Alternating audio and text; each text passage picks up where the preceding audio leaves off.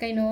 ममांगी अखोना video Hadi यंत्र सेमेदना को हादी नंबर इबदो अखोना हादी बॉक्स कहीं तौरगा हादी बॉक्स येगा हादी नंबर मापनगुंबा इब खोटपा अदुमाइना याउहिनाको अदुददी अखोना मनी अट्रैक्ट तौनबा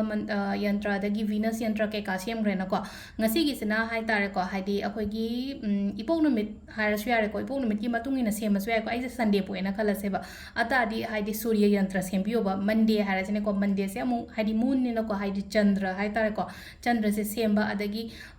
अखोगी कनो लेआउट ओरगना हादी मंगल अदुमाइ तौरगा सेमबा याइको अदो ख्वाइ फर्स्ट को हादी नोमाइजिंग gi ओइनि येंगासेको नोमाइजिंग ने हारसे नत्रगा हादी लोइनमक तरेनमक लोइ सेमगा दुम थम्बिरसु कैसु काइतेको हादी आइन इंटरेस्टेड ओइरगदी हादी नुमित तरेनिमक की लोइनमक हादी लोइ मागी कानबा लोइन लेबन तरेनिमक की हाइता तरे नंबर से हाइतारेको अदो मागी सिगी सीक्वेंस से दुम इगदमनिको इबसेको अदो स्क्रीनशॉट गुम लौबियोको आइन उलपा मतमदा अदो ngसाइगी ख्वाइ फर्स्ट की को अखोगी सूर्य यंत्र से करी कानगे हाइ मतमदा को हाइदी पीस ऑफ माइंड फंगबा हाइतारेको लीडरशिप क्वालिटी हाइदी नोमाइजिंग हाइरगदी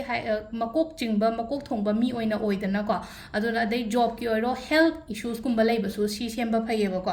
अदो सीदा लेरेको सी हाइ पैटर्न स्क्रीनशॉट लौबिरोको हाइदी 6187532294 को सिदा लेरेको अहांबगीसेको हादी सिसिना नंबर 1 नोमाइजिंगी को मथंगी अखोगी कइनोगी मंडे की ओइना हारगदी को मंडे की अमु रूलिंग प्लैनेट से कइनो हाइ कांसे द मून ओइना को हादी मून हारगदी हादी चंद्र यंत्र हारसिने को हादी अखोगी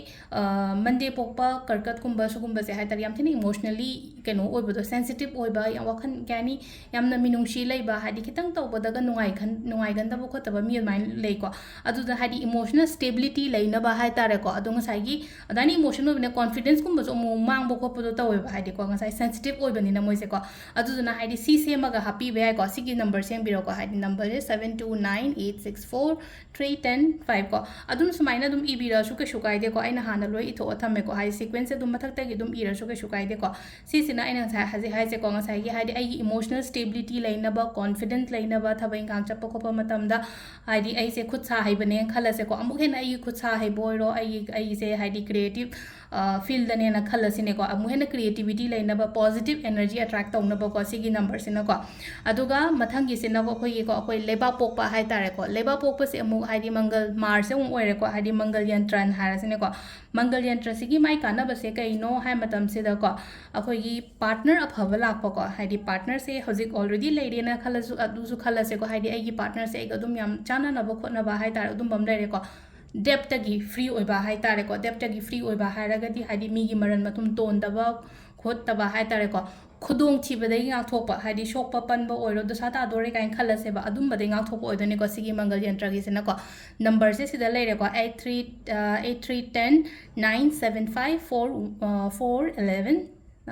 6 को सिसिना अखोगी मंगल यंत्रगी लेरेको अदुम आइना उलेङै दो स्क्रीनशॉट अदुम तक लौबिरो बदुम को नेक्स्ट किसना अखोगी को युमजगैसगी ओइनको युमजगैसगी से हाइदी बुद्ध हारेको हाइदी बुद्ध मर्करी से को हाइदी सिगी यंत्र से सेमबा मतमदन अमु अखोइदा करी कानगे हाइ मतमसिदा को आइसे बिजनेस तवेन काइन खलसे बिजनेस ता फगतपा हाइदा सिदासु दुम हाइदी क्रिएटिविटी अमुक हेना लेबा हाइतारेको अदगी माइंड से अमुक हेना शार्प को ओइबा अंगांग से यामथिन इंटेलिजेंट ओइबा हाइतारेको अंगांगी ओइना को हाइदी अखोइना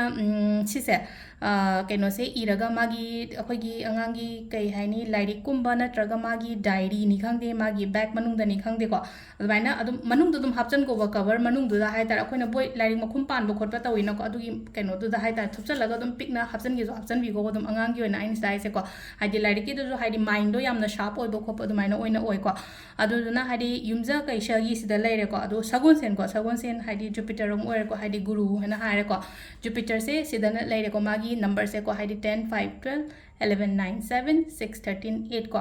अदो सिदा अखोगी सगोनसेन की ओइना हारगदी लन थोम करिक्रा लाइनिंग बखोटपा मी अदुमाइना हाइतार को अदुम बोइना ले को अदुगा हाइदी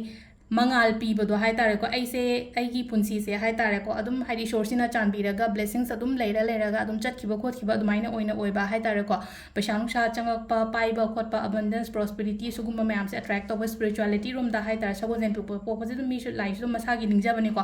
अदुमाइना हाइदी लाइसु दुम निंगबीबा खोपीबा हाइतारेको सिसमा लेरेको मथंगी सेनको हाइदी अखोगी इराई को इराई से मु वीनस ओइरेको वीनस से कोइना शुक्रन हाइरेको वीनस की यंत्र सिना सिदा लेरेको नंबर से 11 6 13 12 10 8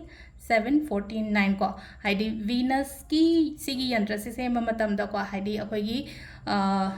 afaba mi attract tauba hai tare ko relationship phaba afaba mi attract tauba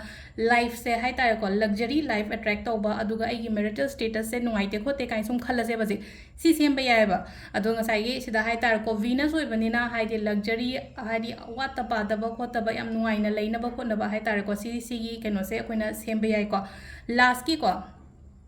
थांगजगी से को थांगजदी तो मैम जो खंगबिरानी को हादी सैटर्न को सैटर्न शनि यंत्र से को शनि यंत्र से हादी अखोइना सेंबा मतमदा सक्सेस ओइबा हाइ तारे को आइना कैनो तो मतमदा थांगजु नुमिता कथो थांगजु नुमिता क्लेंजिंग तो खोलो हादी फैयेबा थांगजु से मरोम ददि अदो ngसाइगी सिगी कैनो से हाइ तारे को हादी शनि यंत्र से नंबर से को 12 7 14 13 11 9 8 15 10 को सिदा लेरे को सक्सेस लेबा हम लेरे को फाइनेंशियल फ्लो लाकनी बसिदा हाइ तारे को पैसा ब्लॉकेजेस लेये खोले काइना खलसे बा हाइदी फ्लो द लाक हाइ तारे को अदगी नाबा हाइ तार अनाबा लेबो खोपदसु को हाइदी नाबगी ओइ तारगसु सिसे दुम अकोइना कैनो तौर अहन गुंबगी ओइ तारगदि सेमगा मागी कादा कैदा दुम थम्बीबा याइबा आइगी लाइफ तको हाइदे चैलेंजेस मैम अमसु लेयेना खलसे अयेत अपन हाइदे दुम येलगा पल्लगा खोलगा लेबा मिगुंबा लेना को अदुम बलेना सु खलसे बको अदु तारगदि हाइदे सिदा सिगी थम्बी सी थम्बा मतमदसु हाइ तारे को चैलेंजेस मैम दो ओवरकम तौरो थोलकपा हाइ तारे को बिजनेस ता सक्सेस लेगनी को अदुगा अमना हाइदि शनि दोष कुंबा लेबो खोपा अदुदसु मतेंग ओइगनी को आदो कोइना शनि ना जाबा हाइदि अखोइगी मागी चही से यामिना को हाइदि 13 इयर्स काइना लेना को अदो सी से हाइदि याम मारे कुइना सांगना सांगना लेबनी बदुम अदुदुना हाइदि से दुम सेमा खोला को आइना थम्बा मतमदा आई अखोइगी इमुंग सिदा लेरिबा मी ngैदसु दुम काना बदुम फंगनी बदुम अदो सिदा लेरे इपोक नुमित की सेमसु यारे आइगी कैनो दुगी प्रॉब्लम दुगी मतुंगिना सेमसु यारे को फजना ताबिरगा अदो सी सेमा हाइ तारे को कैनो तौरो हाइदि सेमबिरो अदुगा आइगी इमुंग मनु आई नुसिबा आई जनाव के का सुगुंबदसु हाइदि मोइदु सेमलो हाइदि खंगदबसु याविना को अदुदुना अदो सिदा लेरे को ngasi की वीडियो से मैम थैंक यू